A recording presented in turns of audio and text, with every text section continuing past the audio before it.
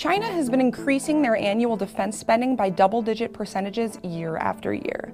And the World Bank just reported that by the end of this year, China's economy will pass all other nations to become the largest single-nation economy in the world. So does that settle it? Is China now the world's biggest superpower?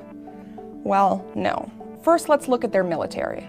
There's a general consensus that China has the largest active military in the world. But there's also a consensus that both Russia and the US rank higher than China as far as military strength is concerned. And a lot of this is due to greater defense spending, better technology, or a more developed military-industrial complex on the part of the US and Russia.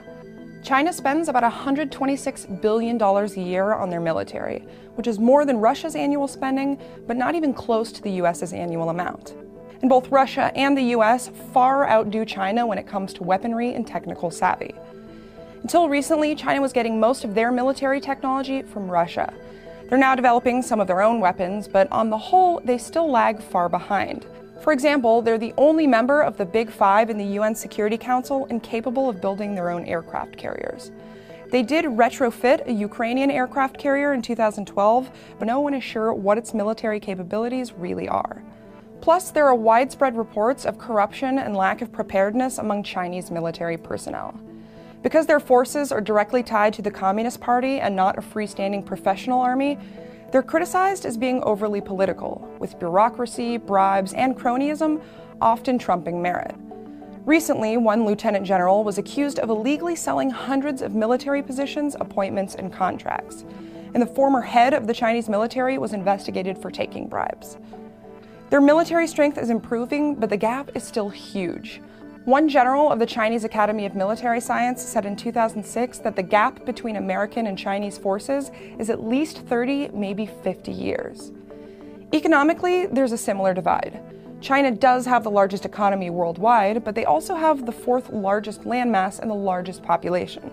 So yes, their economy is large, but is it healthy and sustainable? Some experts say no. China's population is disproportionately old and the country's birth rate is low. According to the International Monetary Fund, within a few years, the working age population will reach a historical peak and then begin a sharp decline. This will lead to fewer workers and higher wages, so they won't be able to make goods as cheaply. China also has a low standard of living and a low GDP per capita, ranking 93rd in the world. So they're wholly reliant on exporting goods to countries with higher average annual incomes per capita. This inhibits their ability to generate their own economy, and it makes them more susceptible to competition from the rest of the developing world. If India or another country can afford to pay its workforce less, manufacturers will almost certainly leave China. Plus, its economy isn't necessarily benefiting its people.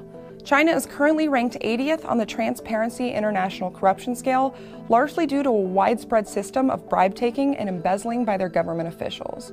They also have 13% of the world's poor living inside their borders, which makes sense due to their overall size, but it's still a strong indication of economic disparity between classes. China is an emerging force on the world stage. Their military and economy are growing at a record rate, but their ability to maintain this growth and develop into a real superpower is still an open question. You might be wondering about the amount of US debt that's currently being held by China and how that affects the US's status as a wealthy nation. If so, please click now to see our video on that topic. The U.S. deficit for this year is more than $500 billion, yet the U.S. still regularly refers to itself as one of the most prosperous nations in the world. How is that possible? And remember, we upload new videos 5 days a week, so please subscribe.